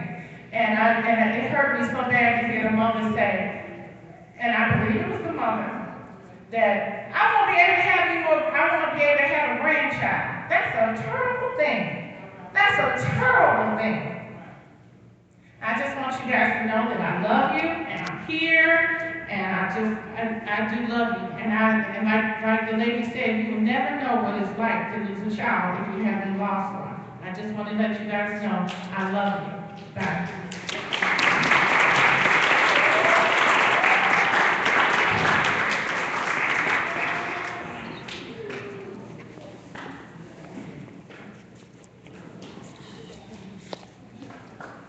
Good evening, everybody. My name is Beverly, and I am one of the mostly peaceful protesters. Ever since the incident that occurred on August the 9th, I have been out in the streets, at the malls. Police department is where I hang out. My friend at home says to me, so are you going home today? If he comes home from work and I'm still there, he wants to know am I going home today? Because I've really just gone home to go to sleep, to get back up, to do something else. Because I am a mother. I have an 18-year-old grandson, okay? and this could be my son. So I remember I was driving when my daughter called me on August the 9th, and she was upset, and I couldn't understand nothing she was saying, and I said, well, when you get back to where you're going, give me a call back, because I can't understand you, and plus I'm trying to drive. She called me and told me what happened on Canfield. Immediately that evening, we were there. And we have been there, my daughter, myself, and my 3-year-old grandson. He has had more interviews and pictures taken than I have. And he was just here running around. But, you know, to the family, you all have become our family. So when we're out there on Florissant Road, I call it playing with the police, because that's basically what we do. You know, they think they can go in the fire station and stay warm while we stand out on the street and it's cold. No, we come up with a plan, and we're going to make y'all come outside. You know what I'm saying? You're not going to, you can't sit there. You cannot sit in there and be comfortable while people are outside freezing. Because we out there freezing, okay? But it doesn't matter, because we're going to still be out there. For your child, anybody else who has lost a child. You know, when they say that Miss Leslie and Mr. Brown are somewhere, we trying to get there. You know, if it's be it at the church, we went to the airport, okay? Because our family was coming back home. You know, believe me, the people in St. Louis, Missouri, because I keep telling folks that this is not a Ferguson issue, because I'm no longer a Ferguson resident. I am a St. Louis City resident. But if you really want to look at it, all of this is St. Louis City, okay? We got to do something about this, because this cannot continue to happen to anybody's family. You know, not just your family, but anybody's family. My baby 3, this little boy 3. He got to grow up. He got to grow up somewhere in the United States, okay? So I don't want to have to feel the pain that Miss Leslie feels as a parent to bury her son. You know, I just don't want to feel that pain. You know, so trust and believe that we're always out there with the main focus of justice. Justice for this family. You know, our family. You know, because Michael Brown, I remember somebody asked me, well, Beverly, you out there all the time, so were you related to Mike? I said, yeah, I am related to Mike. Because Mike is my son, Mike is my grandson, he's my cousin, okay? He is a part of who I am, because I am an African-American person growing up in the United States, okay? So yes, he is related. But no matter that issue, you know, I am grateful that people have come in from out of town, and the sentiment that was said earlier, if you're just coming out here to play so you can see, you know, it's dangerous out there. People don't understand that we put our lives on the line when because my frontline sisters, they out there in the hallway, they don't want to come in. We on the front, in the front, not in the back, we in the front.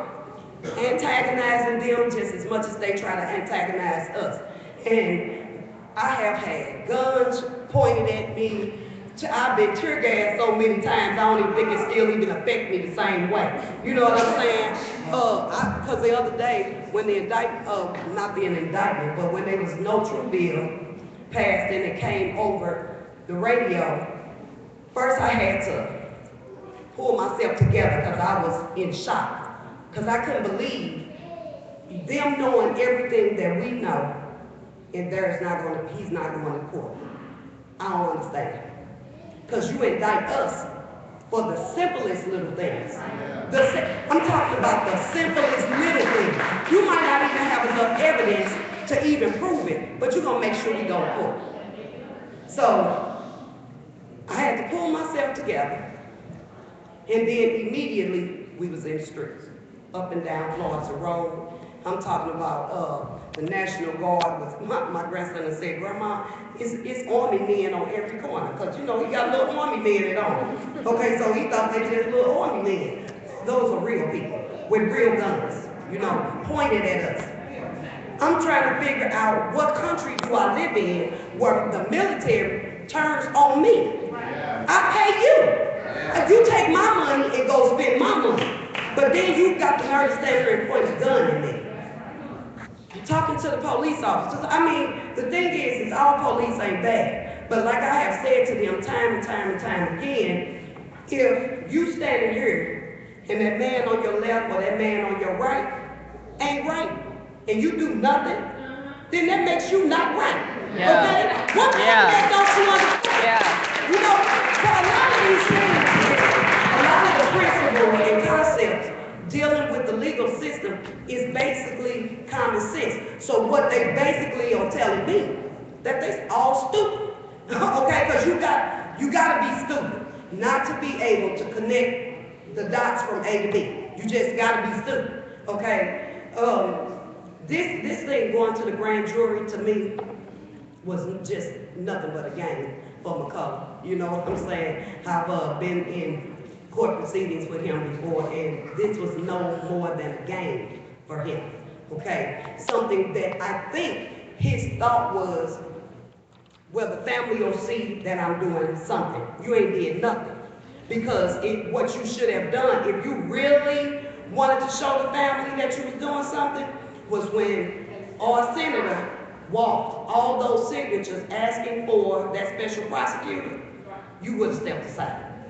But you being you, okay, I'm a white man, I'm sorry, I'm a white man, okay? He did exactly, he played this game exactly the way he wanted to play it. But that's okay, though. Because one thing I know, if I don't know nothing else, God is still in control.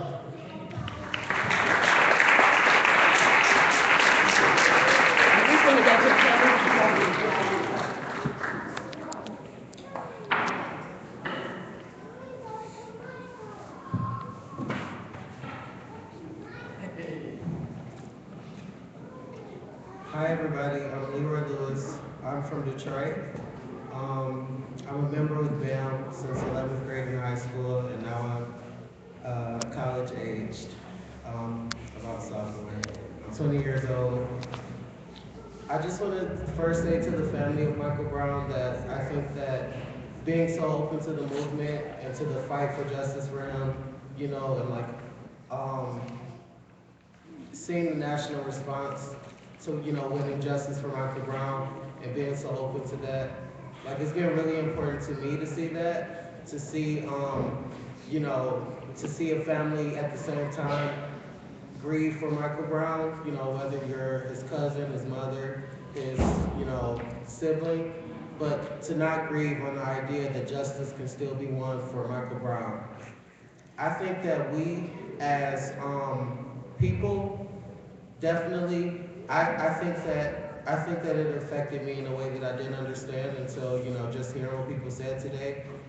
It affected me in a way that, you know, really made me see that this is a war against people's right to live, but people's right to live comfortably. People's right to live, you know, the way they want to live. People's right to have a future, you know. And I think that, you know, whether you're Black, Latino, especially, or just anyone else who's been denied like that right to live or that right to live comfortably, like we have a place, you know, for you in the new civil rights movement.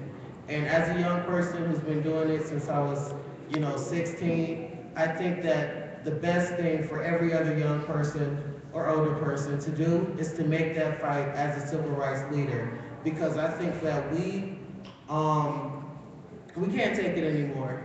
I think as a nation, we can't take another death of another person, especially another young person with so much future. You know, I can't take it, I can't take seeing it, and I definitely can't take seeing, you know, the justice system fail to provide justice to someone who deserves it. And so I just think that I'm really happy to be here today in Ferguson, you know, representing Detroit, seeing another city that has so much power and, you know, Black people and, you know, the future that Black people deserve and the rights that Black people deserve. And I think that, you know, here tonight, I'm definitely going to go back home and tell people that in Ferguson today, I was inspired to make a fight and that I was inspired to, you know, that, you know, what Michael Brown's life was a life worth defending, and was a life worth winning justice for, because it's not just an isolated incident, it's not just in Ferguson where we've seen this type of thing happen, like we've seen it in Detroit, we've seen it in Los Angeles and in Oakland, but we owe a thank you to Ferguson, because like, this is a reminder on how to fight, on how to be, fighters in this new society that promises people, everything. It says that all the opportunities in the world are there, but doesn't make good on those promises. In a society that is separate and unequal, in a society that is racist and unequal for so many people. And I don't know, I feel I'm young, but I feel like I've had to grow up really quickly, in order to be the future, like, for this society, along with everybody else. Because I don't think that I don't think the feeling of grief is gonna get worse as time goes on. I think it's gonna get better, because we're gonna fight. And I think that it's gonna we're gonna save lives as we go on and as we keep fighting, because once Darren Wilson goes to jail, which I think definitely will happen, cops will think twice before they pull the trigger on somebody. Once Darren Wilson goes to jail, cops will think twice before they enforce Jim Crow policies. And once Darren Wilson goes to jail, more cops who deserve to be there can be in jail. And they can ride in there. And I think that will be the biggest victory for the movement. And I definitely want to, be with everybody to see that happen. So whether I'm in Detroit or if I'm in Ferguson or wherever I am fighting with, the spirit of Ferguson in mind. So, I may just be here for today because the bus is leaving tonight. But, here I am, here, I'm gonna be here. And I can say the same thing about everybody tonight, because the question of racism is so unescapable, it's so unavoidable today that you have to be, a grand juror to ignore it. And I'm really just, I'm feeling everything right now, but I think strength is the dominant emotion right now, because like we're people, we're humans. Like we have the emotions that are natural, that tell us that when it gets hard, we should stop, or when it gets hard, we should take the easy way. I think this won't be an easy fight, but I think it will be the only fight that matters, 50 years from now, even a couple months from now. Because when people expect you to stop, when people expect, Ferguson to be kind of like a 2014, event that just stops here, then, it's our job to prove people wrong and to bring people in and to really stand on what we say that we're doing here tonight.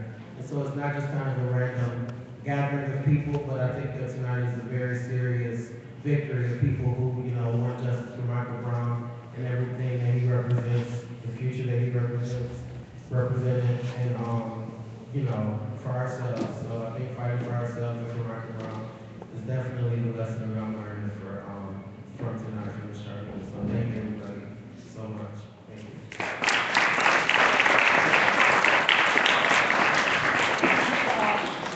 I'm sorry that we're gonna have to probably start wrapping stuff up, so that it's possible for us.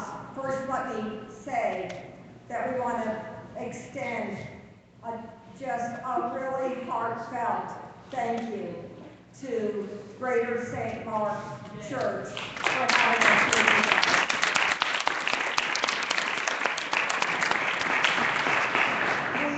When we first got the church, when we first talked to Pastor Pearson, we told him that we thought we would need the church from 6 to 8. And then we arrived here at 10:30 this morning, and it turned out that we needed the church from 10:30 this morning, and now it's a little past 8, almost 8:30 tonight. So we've extended on every end, and we could not have been shown greater hospitality, and warmth. So please stay there.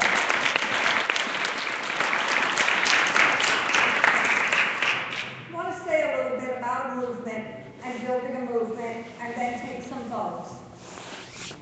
There were students at Berkeley High School today in California that walked out to get justice. There's a protest that began a few hours ago in Berkeley, the 7th straight day. It started with 1,500 people, and every day the marches have gotten bigger, they've gotten younger, they've gotten more integrated, and they've gotten more determined. And that, with that behind us, I think we can win.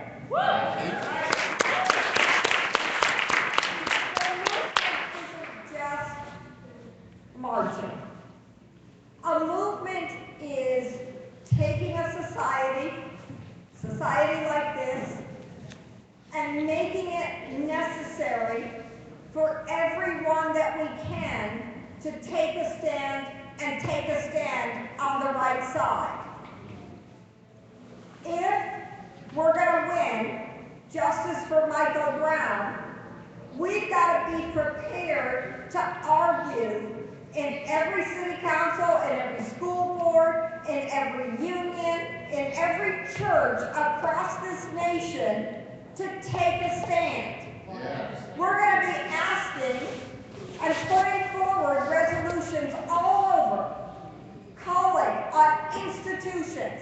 I'm a member of a very big union, SEIU, asking SEIU, stand with us, say that you reject and condemn the decision of that grand jury not to indict, and say that you want Darren Wilson jailed now. Yeah. I think we can win that resolution in our union. I think we can win it on campuses. I think we can win it before public bodies all over this nation. And I think if we're fighting everywhere and we're not letting this issue go away, and we're building more support on our side, getting more people to declare that they are a part of this new civil rights movement by taking the right side and taking a stand, then we can win. We've been circulating a petition for Michael Brown, and I want to read it because it has our demands, and I'd like to take a vote as our first vote for people here to circulate this petition and to get it out far and wide. BAMN petition to win justice for Michael Brown. Jail Darren Wilson now. Stop all charges against civil rights protesters. Stop the racist attacks against minority youth. Jail the killer cops. A badge is not a license to kill. End the policy of cover-up and blaming the victim. Down with the new Jim Crow. Down with the new police state. Build the independent, integrated, and youth-led new civil rights movement. No justice in Ferguson, no peace anywhere.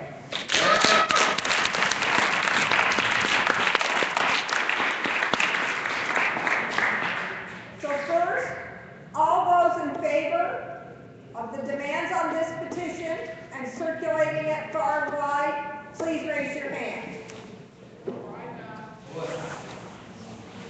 Are there any who are opposed? Oh, sorry. Driving here from California, you can, once you actually get your hand up, it's hard to get it down. Any abstaining? Well, that passes unanimously. I want to raise support for the idea of getting the resolution that I just talked about, calling on all kinds of bodies to repudiate, to say we reject and condemn the grand jury's decision not to indict, their verdict. And we call on everyone and anyone to build a movement so that we can get the killer, racist cop, Darren Wilson, in jail. Now, you may overheard it, I will talk to you on that, but you get the idea.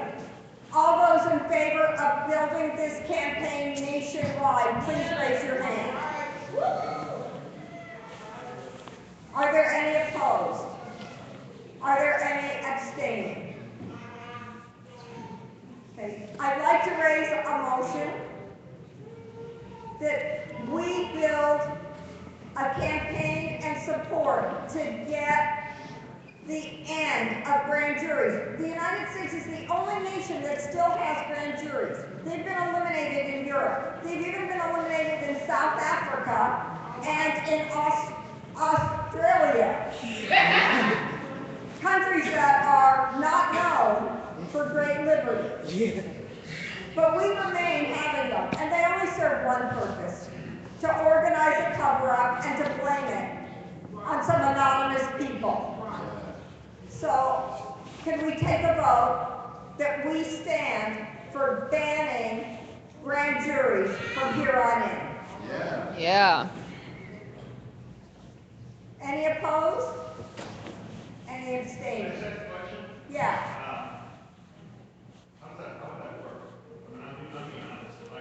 There's some states that actually have already gotten rid of grand juries. It's a legislative issue, and it's something that I think the movement can win. But I think for everything. I mean, the thing about a grand jury is it's meant to be secret, and it's meant to be secret because if you had to make your case in public, probably you couldn't do it. And grand juries, they're a funny kind of body because not only are they capable of producing indictments, which they do all the time because they are just an extension of the prosecutor, but if you're being investigated by a grand jury, they can also charge you in terms of your relationship to them. So that people get charged with being evasive to a grand jury. You don't have any of the basic rights that you would ordinarily have, including a right to a lawyer there, and including a public hearing in which charges are rendered. And there's nobody who can cross-examine the witnesses or make the case. In this case, in Michael Brown's case, the prosecutor did everything that they would do in a trial to win the vindication of Darren, of the cop. They did everything that a defense attorney would have done. And there was nobody prosecuting him. All there was the defense. And that kind of process, it's going to be abused if it continues. Okay, we talked earlier about fighting for a positive program, for Ferguson, for jobs, for hope, for creating a single school district that could unite all of the city and St. Louis County and create a system of integrated schools that are really fair. Why isn't there just a lottery so that you can choose and go to the best schools that you can go to? How can somebody tell you that the reason you can't go to McClure South, even though you live in Ferguson, is because there are buses that will come and pick you up? Or that if you're going to Jennings, you have to walk 5 miles to get there. It's all ridiculous, and I think we can end it. I want us to be able to fight for jobs, to be able to fight for decent education, to be able to fight so that the courts are not just used against the people of Ferguson, but they serve this community and they're controlled by the people who require justice. So there'll be more programs, I'm sure, that we can come up with, more demands. But I would ask that we vote on those as an initial set of demands. All those in favor? Any opposed? We have to build a movement. And the movement has the power not only to win justice, but to define justice. And I think in the next period of time, because of everything that has happened, we may find that there are actions that are going to be taken that wouldn't have happened otherwise. The Justice Department was investigating the Police Department of Cleveland for 2 years. But for 2 years, it did nothing. Now, because of what happened with Michael Brown and the protests that followed, the Justice Department has decided to bring civil rights charges against the Police Department of Cleveland. Now, there are 2 things that could happen, because we're at a turning point. The movement could make that decision into something that matters and that's real and that could secure change and could stop the murder of 12-year-olds, like what occurred a few weeks ago in Cleveland by cops, through this process. Or this process could lead just to a sham, to a cover-up. Detroit has been under a court order around police violence and civil rights violations for 5 years, and we have one of the most murderous police forces in the country. So it can be turned into something good, or it can be used to try to quell the struggle and to stop the movement from continuing the fight. I think in this next period, there are going to be more things that might come up like that, including on Ferguson itself. And it's going to be our job to take every victory we get, however partial, any admission by any of the powers that be, that there's racism and that there's racist police abuse and use them to further the movement and to further the cause of winning justice for Michael Brown. But whatever anyone, any federal body or state body or other body decides to do in relation to the Ferguson police force, and it's a lot easier to charge a whole police force than to put Darren Wilson in jail. But whatever they may decide, for us, justice for Michael Brown has to mean Darren Wilson in jail. That's the truth. And any way that we have, whether it's the Justice Department or some independent commission that the president calls, finding racism and finding all of the things out about Ferguson, whatever mechanism is given to us, we have to take those and make sure that what is won is real. I want to end where a lot of people began. When I came down to Ferguson, I had no idea what it would be like. I represent a family as a lawyer in Los Angeles whose father and son and brother was beaten to death by LAPD.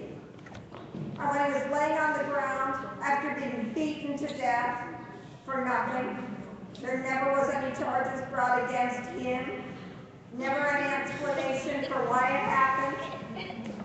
The police stood in front of his body and took selfies to send out, like he was a trophy.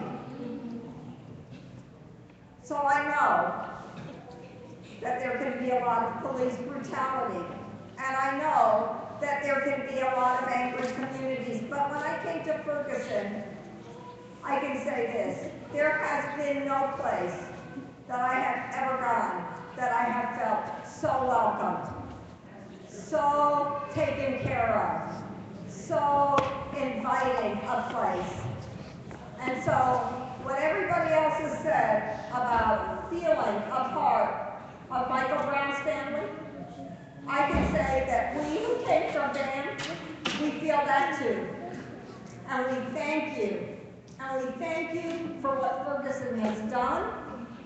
And we promise you, we will not stop fighting until justice is done.